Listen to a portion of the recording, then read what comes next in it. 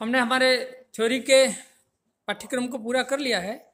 आज हम एक बार हमारी जो लैब है उसका सुपरफिशियल ऑब्जर्वेशन करेंगे। ये जो लैब है पर्टिकुलरली बायोटेक्नोलॉजी या आपने सुना होगा टिश्यू कल्चर, उसके लिए इक्विप्ड की गई है। अभी लंबे समय से काम बंद पड़ा हुआ है, लेकिन जैसे ही हमारा रेगुलर सेशन वापस शुरू होगा आप लोगों को इन इंस्ट्रूमेंट पे हैंड्स ऑन करने हैं और इनकी बारीकियां क्या है उसको भी समझना है। चलिए शुरुआत करते हैं इस बड़े कैबिनेट से। अगर आपने टिश्यू कल्चर में पढ़ा हो लेमिनार फ्लो बेंच LFB, ये उपकरण है LFB। देखिए ये टिश्यू कल्चर के लिए काम में आने वाला एक कैबिनेट है। यहाँ पर आप देख सकते हैं UV लिखा है ना, ये ब्लोअर लिखा है। तो इसमें UV लाइट का एक सोर्स होता है और ब्लोअर मतलब अंदर से हवा पास हवा जो है वहां से अगर इसको ऑन कर दिया जो हवा पीछे से आगे की तरफ आती है। तो पहले तो UV रेज की इंपॉर्टेंस क्या है वो बता देते हैं कि जो UV रेज है वो माइक्रोब्स को किल कर देती है। और आप अंदर देख सकते हैं कैबिनेट में फिल्टर लगा हुआ है, इसको HEPA फिल्टर कहते हैं। इस फिल्टर से होकर के जब एयर आती है तो वो पूरे माइक्रोब्स को जो है वो छान देती है। और टिश्यू कल्चर का सारा काम इस कैबिनेट के अंदर किया जाता है। क्यों? ताकि टिश्यू कल्चर के लिए सारी एसेप्टिक कंडीशन हमको मिल सके। सो लेमिनार जो फ्लो बेंच है उसका मेन फंक्शन ये है कि टिश्यू कल्चर के आप जो भी ऑपरेशन करते हैं, मतलब आप एक्सपैंड लेते हैं, उसको स्टरलाइज करते हैं, उसको इनोकुलेट करते हैं, वो सारा काम आपको इसमें करना होता है। ठीक है, तो ये हमारा एक मेन इंस्ट्रूमेंट है। चलिए अब उससे पहले टिश्यू कल्चर के लिए हम बहुत सारे मीडियम वगैरह बनाते हैं। मीडिया के लिए बहुत सारे जो न्यूट्रिएंट्स है, साल्ट है और हार्मोन्स है, विटामिन है, ग्रोथ हार्मोन्स है, उनका कंपोजिशन बनाया जाता है। तो न्यूट्रिएंट मीडियम जो है उसको भी एक कंट्रोल्ड कंडीशन में हमें बनाना होता है। उसका टेम्परेचर, उसका pH, ह्यूमिडिटी सब कुछ कंट्रोल्ड होता है। तो आप ये देख रहे हैं ये बड़ी सी यूनिट है, इस पे लिखा है ह्यूमिडिटी चैम्बर। इसमें हम ह्यूमिडिटी यानी आर्द्रता को कंट्रोल कर सकते हैं। ये डिजिटल रीडिंग यहाँ पर आ जाती है और इस एपरेटस से आपको जितनी भी आर्द्रता रखनी हो 5, 10%, 20, 30, 40 वो आप इससे रख सकते हैं। चलिए ये उपकरण इसको कहते हैं ऑटोक्लेव। ऑटोक्लेव जो है वो भी एक तरह से स्टरलाइजेशन के लिए काम में लिया जाता है, जिसमें गर्म पानी की भाप से अंदर जो भी हम इसके अंदर मटेरियल रखते हैं वो डिसइंफेक्टेड हो जाता है। आजकल तो कई एडवांस वर्जन आ गए हैं, ये एक बेसिक है जो हॉट स्टीम पर काम करता है। चलिए ये जो रैक दिख रही है उसको कहते हैं कल्चर रैक। हम टिश्यू कल्चर रैक्स कहते हैं इसको, कि टिश्यू कल्चर बाद आप जब डिफरेंट टेस्ट ट्यूब में मटेरियल को आप रखते हैं तो वो इस कल्चर में उनको सिक्वेंशियली लेबलिंग करके जमाया जाता है। तो ये हमारी है टिश्यू कल्चर रैक। ठीक है, ये BOD इंक्यूबेटर है। BOD अगर आपने पढ़ा हो एक पैरामीटर है वाटर से रिलेटेड। ये कुछ बेसिक इंस्ट्रूमेंट है, इस पर नजर डालिए। ये हमने पढ़ा था सेंट्रीफ्यूज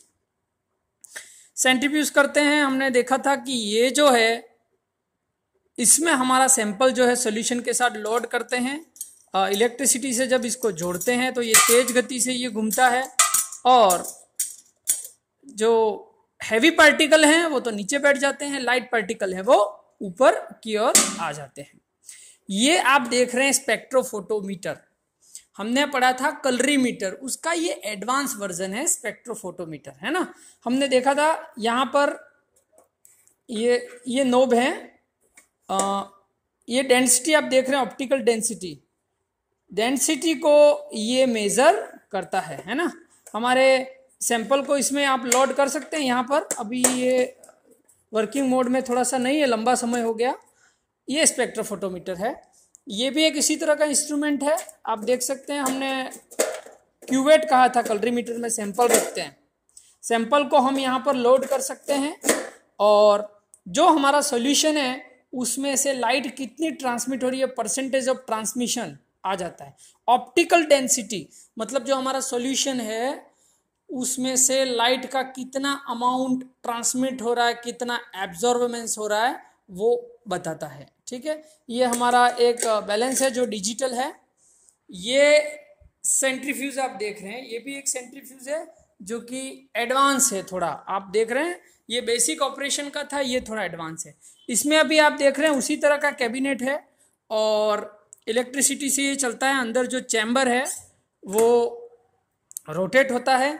स्पीड को आप मेंटेन कर सकते हैं, टाइम को आप मेंटेन कर सकते हैं इस तरह से। चलिए अब इन माइक्रोस्कोप को देखिए। ये बहुत ही महंगे और एडवांस माइक्रोस्कोप हैं। आपने सिंपल पहले दिन मैंने बताया था कंपाउंड माइक्रोस्कोप होते हैं, ये एडवांस लेवल के माइक्रोस्कोप है।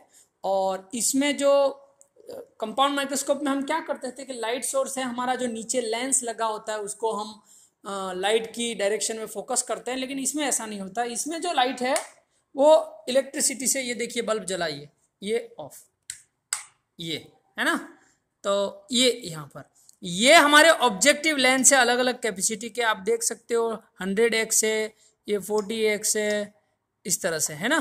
और ये हमारा आईपीस लेंस है। तो हमारे ऑब्जेक्ट को ये कई गुना मैग्नीफाई करके बताता है। बहुत ही एडवांस है, ये महंगे इंस्ट्रूमेंट होते हैं। और स्पेशली जब हम बैक्टीरिया की, आपके एक एक्सपेरिमेंट भी होता है फर्स्ट ईयर में आपने किया होगा शायद, कि दही में हम लैक्टोबैसिलस बैक्टीरिया को देखते हैं।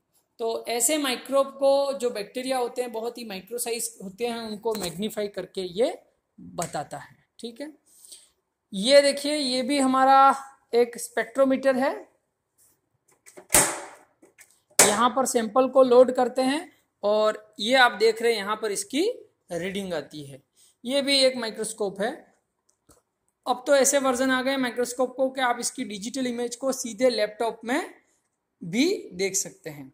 ये टेम्परेचर कंट्रोलर एक चेम्बर है जहाँ पर किसी भी एक्सपेरिमेंट में हमें टेम्परेचर को कंट्रोल करना होता है ना। बहुत सारी ऐसी चीज़ें होती है जहाँ पर हमें टेम्परेचर को कंट्रोल करना होता है। जैसे आपने पीसीआर में ही पढ़ा होगा, पीसीआर में एनीलिंग करते हैं, डी एनीलिंग करते हैं, तो अलग अलग टेम्परेचर होते हैं, है ना। ये आप देख रहे हैं ये डिस्टिलेशन यूनिट है। डिस्टिलेशन आपने पढ़ा होगा, आसवन क्या होता है।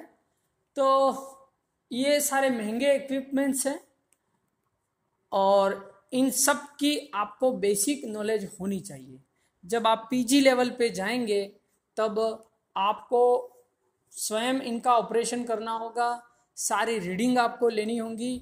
और जब आप टिश्यू कल्चर करते हैं तो आपको इन्हीं एपरेटस से सारे मीडियम जो हैं वो बनाने होंगे। हालांकि अब तो तैयार मीडियम भी आ जाते हैं, कंपोजिशन तैयार वाले, लेकिन फिर भी एज ए बीएससी स्टूडेंट हमें इन सारे इंस्ट्रूमेंट और इक्विपमेंट की बेसिक जानकारी होनी चाहिए। चलिए कुछ और चीज़ें जो इम्पोर्टेंट है। एक सामान्य लैब और टिश्यू कल्चर लैब में अंतर है। टिश्यू कल्चर लैब में आपके किसी भी तरह के माइक्रोब्स या ऐसा कंटामिनेशन नहीं होना चाहिए।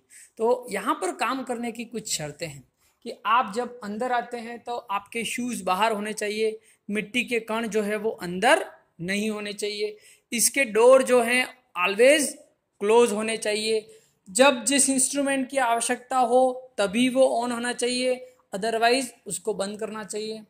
आप जब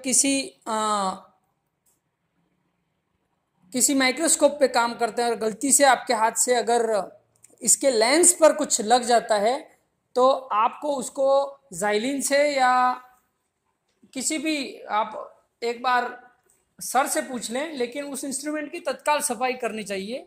महंगे लेंस होते हैं वो खराब हो जाते हैं। तो ये एक कंटामिनेशन फ्री जोन होता है जहाँ पर आपको बहुत सावधानी रखनी है, ऐसी कोई लापरवाही नहीं करनी है जिससे यहाँ पर डस्ट हो, यहाँ पर इन्फेक्शन हो, माइक्रोब हो। ऐसा नहीं कि आप कोई खाने का कोई चीज़ लेकर आए और यहाँ गिर गई और बस उससे गंदगी फैल रही है, इस तरह से नहीं, आपको इसका पूरा ध्यान रखना होता है। तो एक पीजी लैब में, टिश्यू कल्चर की लैब में जो है, ये एसेंशियल रोल होते हैं।